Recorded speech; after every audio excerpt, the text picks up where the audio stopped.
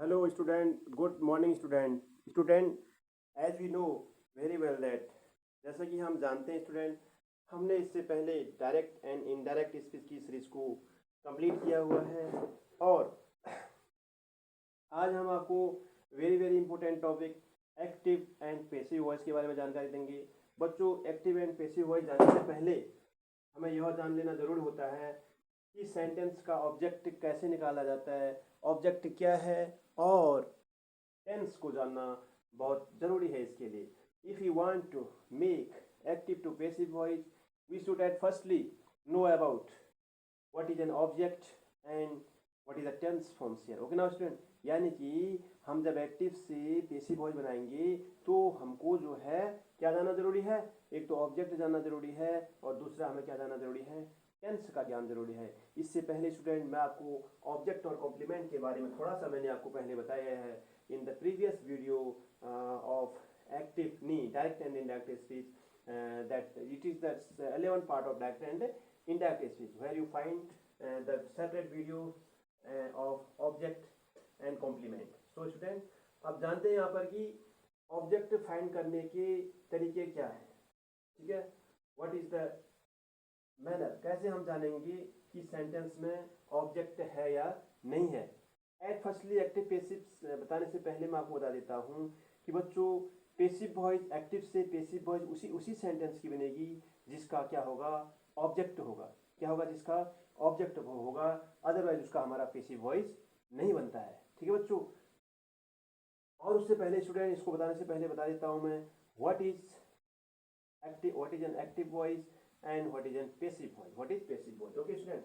Active voice क्या है और पैसिव वॉइस क्या है, एट फर्स्टली आपको इसके बारे में जानना निहायत जरूरी है। बच्चों, जो मैं आपको बता रहा हूँ ये आपके कॉम्पिटिटिव एग्जाम के लिए है, चाहे आपके इन फ्यूचरली है, ये आपको बहुत फायदेमंद होगा। आप इसको ध्यान से पढ़िएगा, आपको फालतू अदर बुक्स ग्रामेटिकल सेक्शन की नहीं पढ़नी पड़ेंगी। इसमें आपको मैं complete grammar series without of any cost, ठीक है। ओनली मैं आपसे सब्सक्राइब मांगता हूँ और व्यू मांगता हूँ, बस हो गया कि अपने फ्रेंड सर्कल में सब्सक्राइब कर दीजिए। तो आपको एक विदाउट एनी कॉस्ट जो है एक अच्छा नॉलेज मिल रहा है, तो आपको इसको अधिक से अधिक फ्रेंड्सों में शेयर करना चाहिए और ताकि मेरा भी मनोबल बढ़ता जाएगा, ठीक है स्टूडेंट। तो स्टूडेंट समझते हैं कि एक्टिव वॉइस क्या होता है एंड पैसिव वॉइस क्या होता है। आप जानते हैं स्टूडेंट अच्छी तरह की वॉइस मीन्स क्या होता है, आवाज होता है। वॉइस मीन्स क्या होता है, आवाज होता है या स्टेटमेंट होता है, यानी कि कथन होता है, किसी के द्वारा कहा हुआ कथन ही क्या है, वॉइस कहलाती है, ठीक है स्टूडेंट। अब इसमें कंडीशन अनेक होती है स्टूडेंट कि what is active voice and what is passive voice, what is difference between two concept active and passive. So that student, पहले तो ये है कि एक्टिव और पैसिव में डिफरेंस जानना बहुत जरूरी है कि कैसे कहेंगे कि अब एक्टिव वॉइस है, क्या क्या प्रोसेस होता है एक्टिव वॉइस से। तो इसको एग्जांपल के माध्यम से समझते हैं। वैसे मैं आपको बताता हूँ, जब सब्जेक्ट हमारा क्या है, जब सब्जेक्ट हमारा कार्य करता हुआ दिखता है, क्या करता है बच्चों, सब्जेक्ट हमारा कार्य करता हुआ दिखता है, तो वहां पर क्या होता है, हमारा एक्टिव वॉइस होता है। क्या होता है, एक्टिव वॉइस होता है। और दूसरी बात क्या होता है, सब्जेक्ट जो है क्या करेगा, कार्य करेगा ना, वर्क करेगा, एक्शन करेगा। क्या करेगा, एक्शन करेगा, ठीक है। Subject appears here, subject appears, लिख लेना आप, subject appears to be, subject appears to be कुछ करता हुआ ना, to be doing an action, ठीक है बच्चों। ये सब्जेक्ट एपियर्स, ये सब्जेक्ट है, ठीक है बच्चों। S U B J C B कर लेना यहाँ पर, क्या है, subject. Subject appears here, subject appears to be doing an action, यानी कि सब्जेक्ट जो है कोई कार्य करेगा, ठीक है बच्चों। इसको हम एग्जांपल के माध्यम से अभी क्लियरफाई करेंगे। दूसरा समझते हैं पैसिव वॉइस क्या होता है। What is passive voice, passive voice क्या होता है, सब्जेक्ट एपियर्स, अब देखना यहाँ डिफरेंट हो जाएगा ना, subject appears to be receiving an action,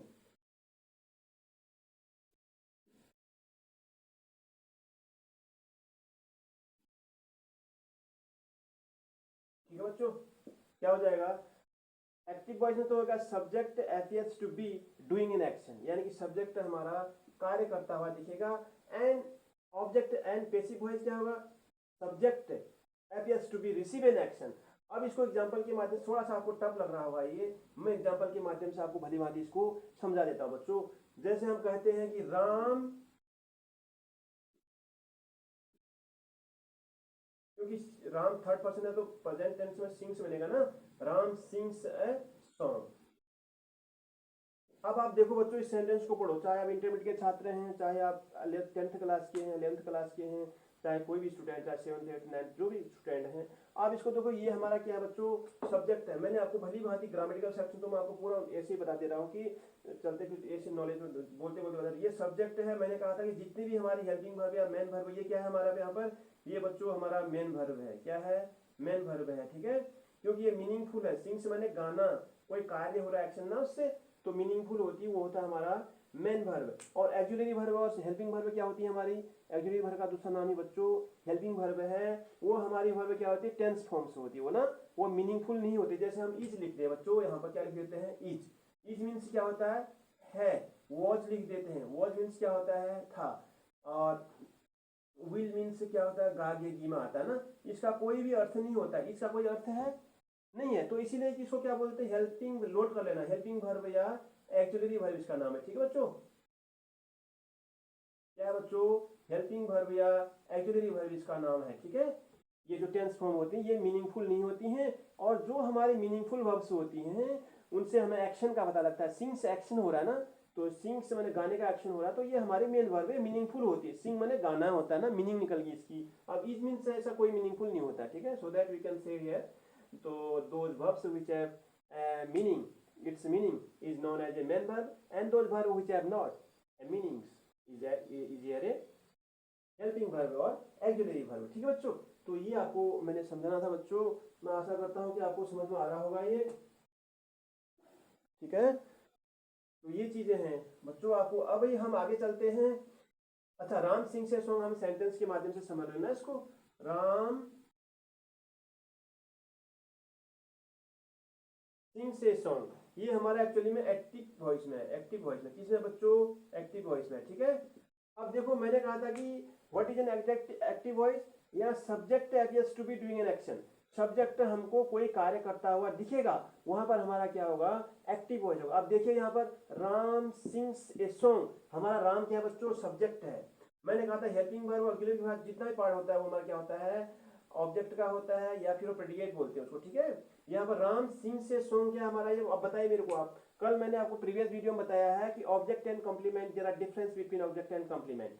तो यहाँ पर जो है क्या है, ये राम डिफरेंट कैटेगरी का नाउन होता है ना जब, तो ये डिफरेंट कैटेगरी का नाउन है यहाँ पर। सॉन्ग ना कोई चीज है ना, सिंग सॉन्ग, तो सो दैट ये यहाँ पर क्या है, ऑब्जेक्ट है हमारा, क्या है, ऑब्जेक्ट है। अगर राम इज ए बॉय होता तो यहाँ पर क्या हो जाता, वो हमारा कॉम्प्लीमेंट हो जाता। But there is different kind of nouns after use a main verb, so that there is an object. तो ये हमारा ऑब्जेक्ट है यहाँ पर। ऑब्जेक्ट फाइंड करना मैं आपको बताऊंगा, ठीक है बच्चों। अभी आप ये समझ लो कि सब्जेक्ट और प्रेडिकेट में डिफरेंस क्या होता है, ठीक है। तो मैंने कहा था सब्जेक्ट अपीयर्स में दिखता है, यहाँ पर हमको क्या दिखता है, कार्य करते हुए दिखता है, so that there is a active voice. And passive voice समझते हैं आप,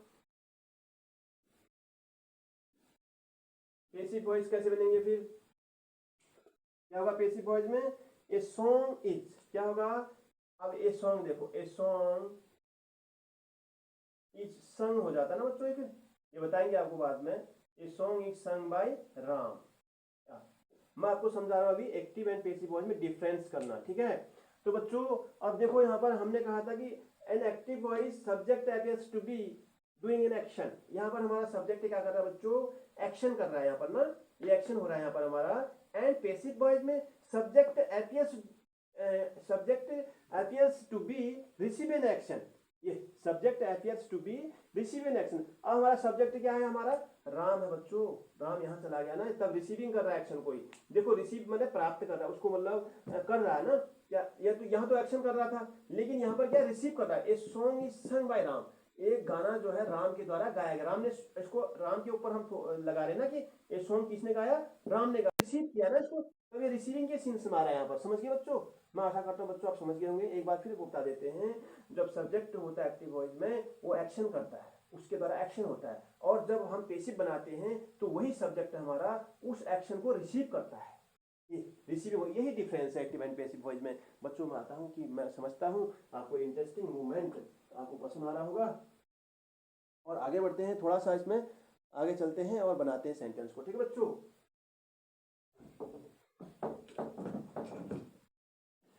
तो ये था हमारा एक्टिव एंड पैसिव वॉइस का थोड़ा सा कॉन्सेप्ट कि कैसे एक्टिव वॉइस है और कैसे पैसिव वॉइस है आपको। ठीक है, ये आप समझ में, इसको डेफिनेशन को आप बिल्कुल कंठस्थ कर लीजिएगा और कहीं भी आपके काम में ये आएगा। ठीक है बच्चों, तो ये तो था बच्चों कि सब्जेक्ट यानी एक्टिव एंड पैसिव में डिफरेंस। ठीक है, अभी हम पढ़ेंगे बच्चों कि हमारा जो है ऑब्जेक्ट फाइन। अब हमने कहा था कि जिस सेंटेंस में हमारा ऑब्जेक्ट होगा उसी का पैसिव वॉइस बनेगा। कहा, क्या कहा, जिस सेंटेंस में हमारा क्या होगा, ऑब्जेक्ट होगा उसी का पैसिव वॉइस बनेगा। जैसे हम लिखते हैं द सन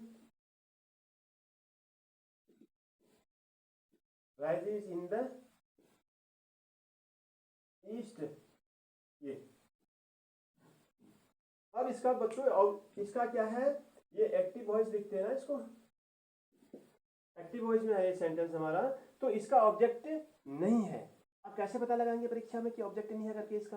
आप तो बोलेंगे इसका पैसिव वॉइस बनेगा द सन, ऐसे लिख दोगे ना, the sun is risen to be in the east, इस प्रकार से आप सेंटेंस बना देंगे, वहां दिया होगा, तो इसका ऑब्जेक्ट नहीं है, इसका पैसिव वॉइस नहीं बनेगा। तो ऑब्जेक्ट फाइंड कैसे होगा फिर? अब ऑब्जेक्ट फाइंड ऐसे होगा बच्चों, एक तो आप सेंटेंस में व्हाट लगाएंगे, क्या लगाएंगे बच्चों, व्हाट लगाएंगे, और एक क्या लगाएंगे आप, होम लगाएंगे। ठीक है, हु या होम लगाएंगे। ठीक है, तो हु का ही होम होता है, तो वो जब सेंटेंस में लगाएंगे तो आपको ऑब्जेक्ट फाइंड हो जाएगा बच्चों। ठीक है, तो जैसे हम लिखते हैं कि यहाँ पर कोई सेंटेंस के माध्यम से इसको समझें तो बेहतर होगा। ठीक है बच्चों, मैंने बता दिया क्या लगाने से मिलता है, व्हाट लगाने से हमें थिंग्स का बोध होता है। क्या थिंग्स माने चीजों का बोध होता है, इनएनिमेट थिंग।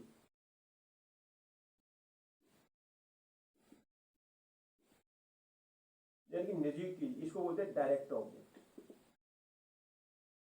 डायरेक्ट ऑब्जेक्ट याद लिख लेना, आप कॉपी में नोट डाउन करते रहना। होम लगाने से मिलता है हमको क्या, पर्सन का बोध होता है। इसका बोध होता है बच्चों, पर्सन का बोध, इसको रिलेटिव प्रोनाउन भी कहते हैं। ठीक है बच्चों, ये क्या हमारा, ये व्हाट क्या है हमारा, एक सब्जेक्ट फाइंड करने के लिए होता है ना एक्चुअली में, ये थिंग्स के लिए प्रयोग किया जाता है, और होम जो है हमारा पर्सन लगाने के लिए किया जाता है। ठीक है, पर्सन को ज्ञात करने के लिए हम होम का प्रयोग करते हैं। यदि होम लगाने से हमें आंसर फाइंड हो रहा है सेंटेंस में, तो समझेंगे कि उसका हमारा क्या है, ऑब्जेक्ट है। ये क्या होता है, एनिमेट थिंग होता है। एनिमेट होता है, एनिमेट पर्सन होता है, थिंग नहीं आएगा। ठीक है बच्चों, तो आप समझ लेना कि व्हाट लगाने से हमें डायरेक्ट ऑब्जेक्ट फाइंड होता है। क्या ऑब्जेक्ट फाइंड होता है हमें, direct object. There are two kind object होता है बच्चों, एक डायरेक्ट ऑब्जेक्ट हो गया, एक हो गया हमारा इनडायरेक्ट ऑब्जेक्ट कहते हैं। क्या कहते हैं इसको, इनडायरेक्ट ऑब्जेक्ट कहते हैं। ठीक है बच्चों, ये समझ लेना, बहुत बारीकी चीज है ना ये, कि there are two kind of object in a sentence. इसी सेंटेंस में दो ऑब्जेक्ट हो सकते हैं, एक होता है डायरेक्ट ऑब्जेक्ट होता है, एक क्या होता है, इनडायरेक्ट ऑब्जेक्ट होता है। और डायरेक्ट ऑब्जेक्ट को बच्चों हम व्हाट लगाने से फाइंड करते हैं। सेंटेंस में व्हाट लगा देंगे, हमें आंसर प्राप्त होगा तो हमारा डायरेक्ट ऑब्जेक्ट होगा। अगर हम सेंटेंस में होम लगाएंगे तो हमें आंसर फाइंड होगा तो हमारा इनडायरेक्ट ऑब्जेक्ट होगा। इनडायरेक्ट ऑब्जेक्ट में जीवित प्राणी को इनडायरेक्ट ऑब्जेक्ट कहते हैं। ठीक है, एनिमेट थिंग्स होती हैं ये इनएनिमेट। कहने का मतलब ये कि जो डायरेक्ट ऑब्जेक्ट होता है वो क्या होता है हमारा, इनएनिमेट थिंग होता है, निर्जीव वस्तु होती है वो। ठीक है, कोई वस्तु थिंग्स होती है वो।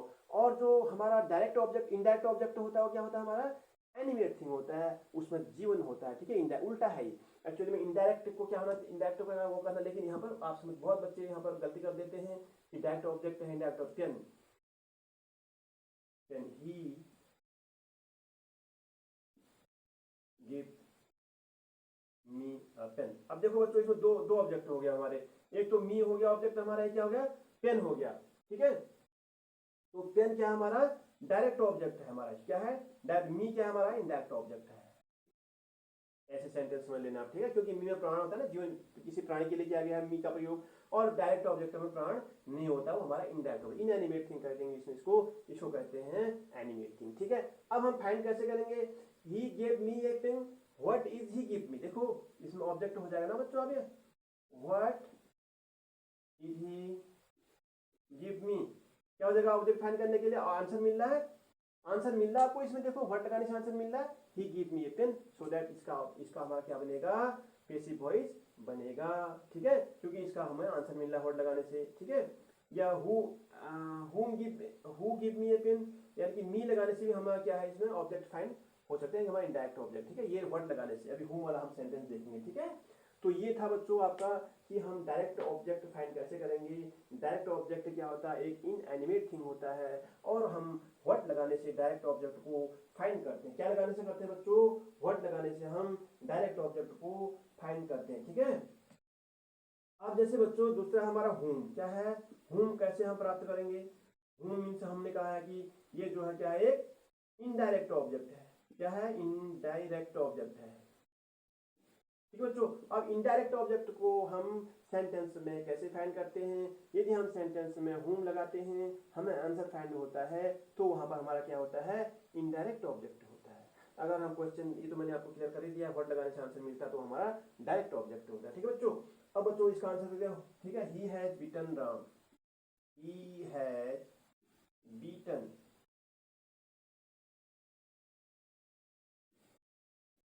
he has beaten राम, ठीक है, whom beaten Ram, he beaten Ram, whom is he beaten, he beaten Ram, हमें आंसर मिल रहा है whom लगाने से, he has beaten राम, उसने राम को मारा, ठीक है, वो राम को मारता है, मार चुका है, ठीक है, he has beaten राम, क्योंकि हैज का प्रयोग होगा, चुका है, चुकी है प्रयोग होता है ना। हैज प्लस वर्ब की थर्ड फॉर्म कहाँ लगती है बच्चों, हैज प्लस वर्ब की थर्ड फॉर्म लगती है प्रेजेंट परफेक्ट टेंस से, प्रेजेंट परफेक्ट टेंस है हमारा, ठीक है। तो ही हैज बीटन राम, तो whom ही बीटन, उसने किसको मारा, whom ने किसको मारा, whom ही बीटन को, उसने राम को मारा। तो हमारा ये क्या यहाँ पर इनडायरेक्ट ऑब्जेक्ट है बच्चों, क्योंकि यहाँ पर हमको whom लगाने से आंसर प्राप्त हो रहा है, ठीक है। अब जैसे ही गेव मी, तो पेन आपको मैंने बता दिया व्हाट लगाने से आंसर मिल रहा है, और यहाँ पर हमको whom लगाने से आंसर मिल रहा है। तो बच्चों हमारा यहाँ पर क्या होगा कि दोनों सेंटेंस में हमारे पैसिव वॉइस बनेंगे। अब किसका नहीं बनेगा, अब देखो हमने लिखा था sun rises in the east, अब देखो आप यहाँ पर आंसर कर सकते हैं, व्हाट लगाने से आपको आंसर मिल सकता है, या what rises in the sun लिख सकते हैं आप लिखेंगे where the sun rises, where लगाएंगे ना, WHERE, तो वेयर तो है नहीं, हमने कहा है जहाँ पर व्हाट और whom लगाने से आपको आंसर फाइंड होगा, उसी सेंटेंस का हमारा एक्टिव वॉइस बनेगा। स्टूडेंट मैं समझता हूँ कि आपको इस समझ में आ गया होगा, ठीक है बच्चों। अगर आपको आंसर नहीं मिल रहा है ना, तो वहां पर जो है उसका पैसिव वॉइस नहीं बनेगा, ठीक है, ठीक है बच्चों। यानी कि इसमें दो होते हैं, एक ट्रांसिटिव वर्ब होता है, एक इंट्रांसिटिव वर्ब होता है, ठीक है बच्चों। जितनी भी हमारे ट्रांसिटिव वर्ब होंगी, TRANSITIV, transitive verb, transitive verb का मतलब होता है जिसका ऑब्जेक्ट होगा, दूसरा होता है हमारा intransitive verb, transitive, intransitive verb, ये इंट्रांसिटिव वर्ब का हमारा ऑब्जेक्ट नहीं होता है, तो इसका हमारा जितनी भी ट्रांसिटिव वर्ब होंगी उसका हमारा पैसिव वॉइस बनेगा, और जितनी भी हमारी इंट्रांसिटिव वर्ब का पैसिव वॉइस नहीं बनेगा, ठीक है बच्चों। यानी कि ट्रांसिटिव वर्ब वही होंगी जिसका ऑब्जेक्ट होगा। अब आपको रूल ये लिखना है कि दो sentence which are transitive verb is transferred to active to passive voice, and दो sentence has not an object, so it is not changed to active to passive voice। आप कॉपी में नोट डाउन इसको कर सकते हैं अपने knowledge के लिए। हमने आपको आप बच्चों यहाँ पर ऑब्जेक्ट फाइंड करना सिखाया, और मैंने आपको क्या बताया यहाँ पर, और क्या बताया, एक तो ऑब्जेक्ट फाइंड करना सिखाया, जो भी बताया आपको यहाँ पर अभी आप उसको ध्यान से पढ़िएगा और देखिएगा, ठीक है बच्चों। अब है बच्चों ये तो आपका ऑब्जेक्ट फाइंड हो गया कि उसी सेंटेंस का ऑब्जेक्ट बनेगा। दूसरा मैंने आपको एक्टिव और पैसिव के बारे में बताया था ना कि क्या एक्टिव है क्या पैसिव है, क्योंकि एक्टिव पैसिव बनाने से पहले आपको ये जानना बहुत जरूरी है, तब आपकी समझ में एक्टिव वॉइस आसानी से आ जाएगा। मैं जानता हूँ student, transitive verb, intransitive verb, object find करना, डायरेक्ट ऑब्जेक्ट, इनडायरेक्ट ऑब्जेक्ट क्या होता है, और डायरेक्ट ऑब्जेक्ट क्या लगाता है, लिख देते हैं यहाँ पर आपकी नॉलेज में। व्हाट लगाने से क्या मिलता है बच्चों, हमको डायरेक्ट ऑब्जेक्ट मिलता है, डायरेक्ट ऑब्जेक्ट मिलता है। ये क्या होता है, हमारी थिंग्स होती है, ऐसे लिख लो काफी में ना, ऐसे जैसे मैं बना रहा हूँ सेम ऐसे बना लो, ये होता है हमारा डायरेक्ट ऑब्जेक्ट, ठीक है। अब दूसरा क्या होता है, whom, whom लगाने से क्या मिलता है हमको, इनडायरेक्ट ऑब्जेक्ट मिलता है, इनडायरेक्ट ऑब्जेक्ट मिलता है। ये होता है हमारा क्या, ऐसे कर लेना जैसे बना रहा हूँ सेम समझने के लिए, ठीक है। फिर यहाँ लिख देना आप इंट्रांसिटिव वर्ब, इंट्रांसिटिव वर्ब, इसमें लिख देना आप ट्रांसिटिव वर्ब, ये ऐसे लिख देना ना समझने के लिए। अब यहाँ लिख देना आप इसका तो बनेगा एक्टिव वॉइस, इसमें क्योंकि ट्रांसिटिव वर्ब है, क्योंकि इसका ऑब्जेक्ट है ना एक्टिव वॉइस लिखना, इसमें एक्टिव वॉइस लिखना, एक्टिव टू पेसिव लिख लेना यहाँ पर, active to passive. Active to passive इसका बनेगा जिसमें होम लगाने से या व्हाट लगाने से, ये तो पता ही है आपको, होम लगाने से व्हाट लगाने से आंसर मिलेगा करके, ठीक है, डायरेक्ट ऑब्जेक्ट है। इसमें जो है व्हाट लगाने से हमें क्या मिलता है, ऑब्जेक्ट फाइंड आउट थिंग्स होता है ना, तो यदि हम ये इंट्रांसिटिव वर्ब नहीं लिख सकते इसको, हम इसे हम करेक्शन कर लेना बच्चों, ये ट्रांसिटिव वर्ब ही होता है ये भी ना, ऐसा किया ये ट्रांसिटिव वर्ब है, ठीक है। ये ट्रांसिटिव वर्ब होता है थिंग्स के लिए, ये ट्रांसिटिव वर्ब हमारा उसके किसके लिए होता है, एनिमेट थिंग के लिए होता है, इन एनिमेट थिंग के लिए, मनुष्य के लिए होता है, पर्सन के लिए, ठीक है। अब बच्चों वहां पर ये लिख लेना कि दो sentence have not direct and indirect object या transitive verb it not change to passive voice. अब इन यहाँ पर कि जिसका ऑब्जेक्ट नहीं होगा, जिस सेंटेंस में ऑब्जेक्ट नहीं होगा उसका जो है ऑब्जेक्ट हमें फाइंड नहीं होगा, तो उसका पैसिव वॉइस नहीं बनेगा, यानी कि उसमें क्या होगी, इंट्रांसिटिव वर्ब होगी, ये इंट्रांसिटिव और क्या होगी हमारी उसमें इंट्रांसिटिव वर्ब होगी, उसका हम पैसिव वॉइस नहीं बना सकते, ठीक है बच्चों। मैं आशा करता हूँ कि आपको कॉन्सेप्ट क्लियरली समझ में आ गया होगा, थोड़ा यहाँ पर करेक्शन हुआ था देख लेना बच्चों, फिर मैंने इसको हो गया है, कवर हो गया कि व्हाट से हमें डायरेक्ट ऑब्जेक्ट फाइंड होता है वो थिंग होती है, और होम से हमें क्या होता है इनडायरेक्ट ऑब्जेक्ट होता है, वो हमें क्या प्राप्त होता है, उससे पर्सन का ज्ञान प्राप्त होता है, तो वहां पर हमारा एक्टिव वॉइस बनता है और इसका भी हमारा एक्टिव से पैसिव बनता है, ठीक है बच्चों। तो ये ध्यान रखना हुआ कि आपको ऑब्जेक्ट दो प्रकार के होते हैं, एक डायरेक्ट ऑब्जेक्ट होता है, इनडायरेक्ट ऑब्जेक्ट होता है, और व्हाट लगाने से हमें डायरेक्ट ऑब्जेक्ट फाइंड होता है, होम लगाने से हमें इनडायरेक्ट ऑब्जेक्ट फाइंड होता है। इनडायरेक्ट ऑब्जेक्ट में प्राण होता है, डायरेक्ट ऑब्जेक्ट प्राण नहीं होता है, और दोनों में यदि व्हाट और होम लगाने से हमें आंसर फाइंड होता है, चाहे वो डायरेक्ट ऑब्जेक्ट है चाहे इनडायरेक्ट ऑब्जेक्ट, उसका ट्रांसिटिव वर्ब है, उसमें क्या होती है ट्रांसिटिव वर्ब होती है, व्हाट और होम लगाने से आंसर मिलता है। अदरवाइज हमें होम व्हाट और होम लगाने से आंसर नहीं मिलता, तो इसमें इंट्रांसिटिव वर्ब है, ठीक है बच्चों, इसमें क्या है इंट्रांसिटिव वर्ब, इसका पैसिव वॉइस नहीं बनता है, ठीक है बच्चों। अब बच्चों ये था आपका कि ट्रांसिटिव वर्ब और इंट्रांसिटिव वर्ब, और मैं समझता हूँ कि आप बहुत गहराई से इसको समझ गए होंगे। अब मैं आपके लिए टाइम बच रहा है तो थोड़ा सा टेंस का पूरा रिपीट करा देता है एक बार, वैसे तो मैं direct and indirect previous video में आपको टेंस के बारे में बताया है, आपको फिर मैं जो है टेंस के बारे में बता देता, वीडियो लंबी बन गई है इसीलिए हम टेंस का जो है बच्चों अगले उसमें बनाएंगे। ऑब्जेक्ट फाइन हो गया आज आपका, ठीक है बच्चों, कैसे ऑब्जेक्ट फाइन होता है ये हो गया आपका टेंस का। मैं जो है एक्टिव पैसिव भरने से पहले टेंस की चीज आपके लिए वीडियो फिर बना दूंगा, ठीक है बच्चों। थैंक यू बच्चों वॉचिंग फॉर दिस वीडियो। मैं आशा करता हूँ बच्चों आपको ये वीडियो पसंद आ रहा होगा, और इस वीडियो को आप अलग से जो है अपने फ्रेंड सर्कल में शेयर कर दीजिएगा, ताकि मुझे अधिक से सब्सक्राइब और व्यू मिल सकें, और मैं आपके लिए बेहतरीन वीडियो विदाउट एनी कॉस्ट बच्चों एक प्योर नॉलेज आपको सामने प्रोवाइड कराऊंगा बच्चों। Thank you student very much watching for this video.